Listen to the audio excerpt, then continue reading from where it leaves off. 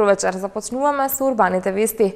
Сите социјално загрозени лица кои добија работа со помош на мерките на владата, од денеска официјално ги започнуваат работните обврски. Се работи за 1600 лица, од кои 80 се распределени во секторот образование. Околу 80 лица од проектот се вработени во Министерството за образование и наука, а околу 100 лица во органите во состав на Министерството за труд и социјална политика. Со оваа информација ги започнуваме денешните урбани вести, а погледнете во продолжение што останато ќе видите во нив.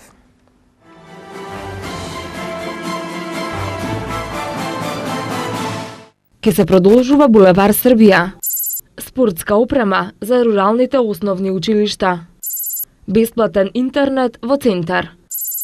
Награда од 50.000 денари за најдобриот украс од отпад.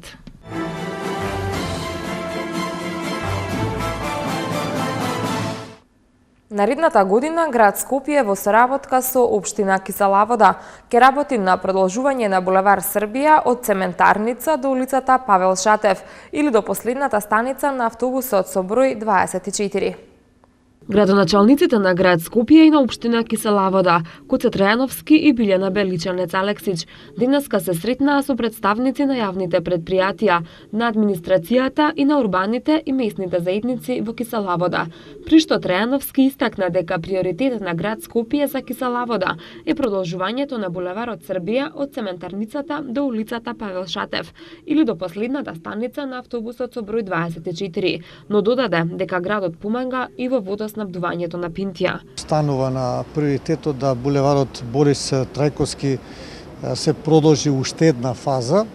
Значи, ако имавме две фази, значи првата фаза до Народни херои, од рампата до Народни херои, втората од булевар Србија до почетокот на Охрис. Следниот ќе биде од стакларницата па се до крајот на Охрис или до почетокот на Пинтија.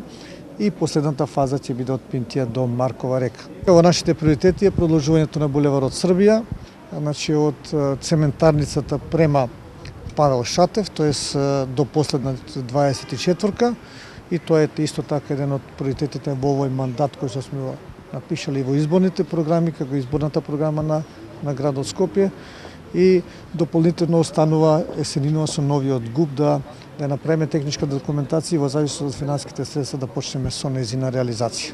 Градоначалничката Беличанец Алексич истакна дека средбите помеѓу урбаните заедници и локалната власт ги посочуваат квалитетно сработените проекти, но и недостатоците на кои во иднина треба да се посвети повеќе внимание, пошто представници на општина Кисела Вода, но и на јавните предпријатија излегуваат на терен. Урбаните заедници се посредници со граѓаните, каде што ревносно си ги прибележуваат констатациите, забелешките, замерките или укажувањата што треба да се коригира на територија на општина Кисела Вода во доменот онаму каде што градот Скопје и институциите се надлежни. После првата средба можам да се пофалам дека ги имавме позитивните резултати на многу работи на кои беа укажани директно од теренот општина Кисела Вода. Јавните институции кои се под надлежност на град Скопје излегоа на терен и заедно со општина Кисела Вода ги реализира оние мали забелешки.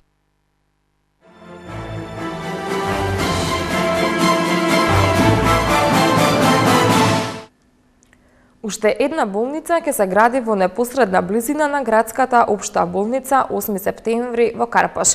Општинарите продаваат плац наменет за изградба на објект од областа на здравството и социјалната заштита, а дополнително ќе биде дозволена изградба и на хотелски комплекс наменет за пациентите, како и катче за спорт и рекреација. Станува збор за земјиште од 11.207 квадратни метри. Почетна цена за квадрат изнесува 2.780 денари. Урбанистичкиот план дозволува максимална висина од 21 метар, односно ќе може да се изгради објект на 5 ката со подпокрив. Земјиштето е во кругот на некогашната воена болница. Сметаме дека просторот со оглед на веќе постојната околина и објекти сосема одговара на вцртаните маркици за изградба на нова болница.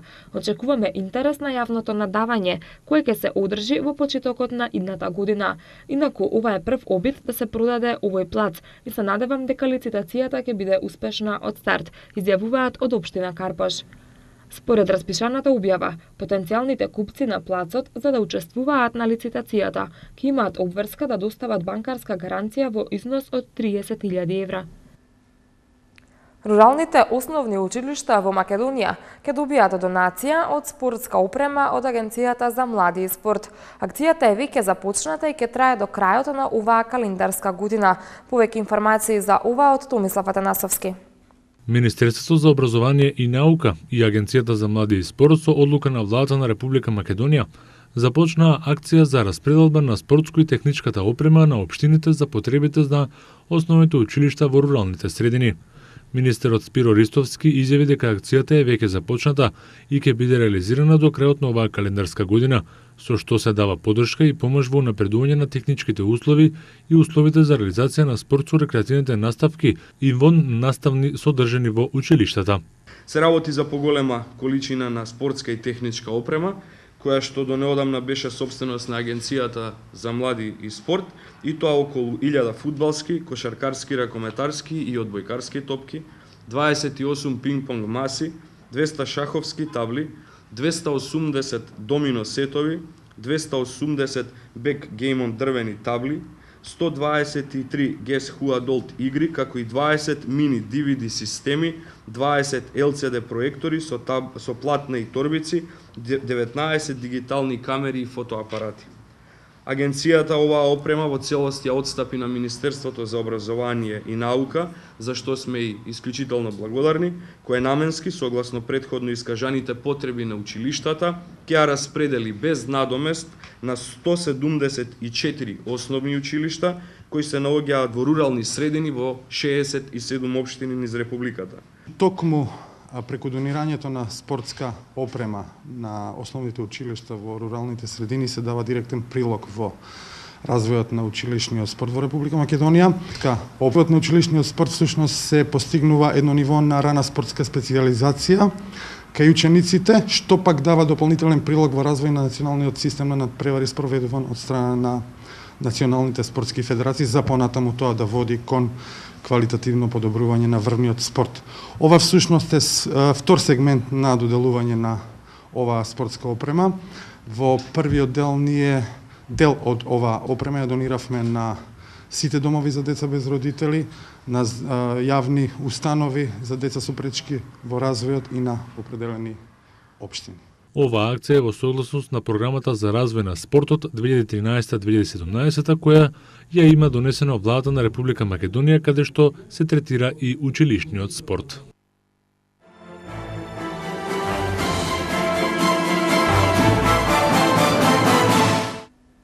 Општина Центар во соработка со бежичниот интернет провајдер Sun Wireless од 1 декември има возможија на сите граѓани и посетители на општината бесплатен бежичен интернет. Жешките точки, така наречени хотспот, се наоѓаат на улицата Македонија, на потегот од хотелот Бристол до плоштадот Македонија, од плоштадот Пела до поранишниот ресторан за брза храна Макдоналдс, плоштадот Јадран, кај 13 ноември, односно делот кој се наоѓа кај ГТЦ, потегот од црквата Свети Спас на Кале до плоштадот Карпошова во Станије. Наскоро, како што информира општина Центар, треба да се постави и целосна покриеност на спортската стала Градски парк и неколку жешки точки во Дебар Мало. Воведувањето на бесплатниот бежичен интернет е чекор напред кон целосна модернизација и ја потврдува отвореноста на општината кон новите технологии, информираат од општина Центар. Компанијата Пакомак трета година поред распишува конкурс Trash for Art за уметничко дело од амбалажен отпад, со цел да даде поинаков поглед на амбалажата во секојдневниот живот и да ги инспирира граѓаните да создадат интересни уметнички творби. Во создавањето на уметничките дела од отпад може да се употребуваат лименки, пластични и стаклени шишиња, тегли, капачиња, кутии, конзерви, амбалажи од козметика и средства за чистење, пластични чаши, фолија за пакување, дрвени палети, тетрапак пакувања, кеси од чипс, кутии, обвивки и слично. Делата треба да бидат изработени од најмалку 10 парчиња амбалажен отпад од ист или различен тип амбалажа и да бидат високи до 105 50 сантиметри. Готовите уметнички дела треба да бидат доставени во зградата на Градишниот факултет во Скопје од 16 до 18 декември. Победниците во секоја од двете категории, поединци и училишта, ќе добијат парична награда од 50.000 денари. Основните училишта дополнително може да учествуваат и во посебна категорија за изработка на штетна касичка од амбалажен отпад. И пред крајот на овој дел од урбаните вести, уште една информација која што верувам дека нема да им се допадне на возачите. Од ноќеска на полноќ поскапуваат бензините. Малопродажните цени на бензините од ноќеска на полноќ се зголемуваат за 1,5 денар за литар, одлучи регулаторната комисија за енергетика. Евросупер БС 95 ќе се продава за 78 денари, а цената на Евросупер БС 98 ќе биде 80 денари за литар. За денари половина поскапува и евродизелот и ќе се продава по 70 денари. Цената на екстра лесното масло за домаќинство се зголемува за 2 денари и ќе изнесува 59 денари за литар. Малопродажната цена на мазутот М1 се зголемува за 1 денар и ќе изнесува 41 денар за килограм. Зоран Мартич ќе го замени Влада Вукујчич на тренерското место во кошаркарскиот тим МЗТ Скопје Аеродром. Рекометарите на Металург одиграа Рими 24-24 со Вакертун во Лигата на шампионите. За овие и останатите вести од спортот по рекламите.